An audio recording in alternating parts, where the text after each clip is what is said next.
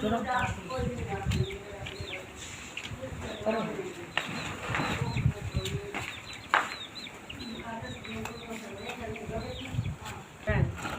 आराम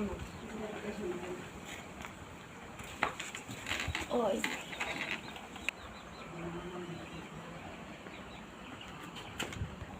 अस्सलाम वालेकुम। मेरा नाम कलसूम है। हुण दस्सो मेरा खावन पूरा हो गया, 2 महीने हो गए न। हुण दस्सो 3 मेरियां बच्चियां नो, अकली मैं बैठी हुई हाँ ते जिन 3 मेरियां बच्चियां नो ते अल्लाह दा ही आसरा है, किस बंदे दा आसरा नहीं। कोई दवाई लै देवे तो ठीक है, नहीं तो मेहरबानी होना दी।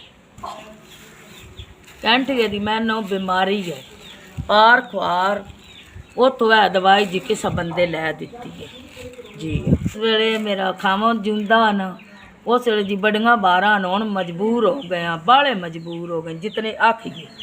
3 मेरियां बच्चियां नो, चौथी मैं आप हाँ। बड़ा गुजारा औखा हुंदा पिया, बड़े औखे हाँ जितने आखिए।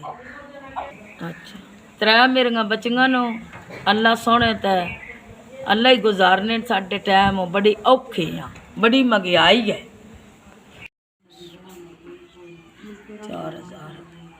4,000 हो गया। भला उन्हें अल्लाह पाक सुख देने, अल्लाह बाला देने। 3 बच्चियां नो मैं आप हाँ, बड़ी औखी हाँ। अल्लाह सुख देने इंशाअल्लाह। भला उन्हें इंशाअल्लाह। मैं तुहाडी दवाई दे पैसे लैसांगी, अल्लाह सुख देने इंशाअल्लाह। भला उन्हें अल्लाह पाक सुख देने इंशाअल्लाह। तुहाडे पैसों दी दवाई मैं लैसांगी, अल्लाह पाक बाला देने इंशाअल्लाह। ठीक है। भला उन्हें अल्लाह पाक सुख देने, अल्लाह बाला देने। तुहाडी तफैलो अल्लाह पाक सारियां नूं देवे इंशाअल्लाह। तुसीं साडे वास्ते चंगी होवो, तुहाडे पैसों दी दवाई लैसांगी, दवाई देसां बच्चियां नूं 3। ठीक है।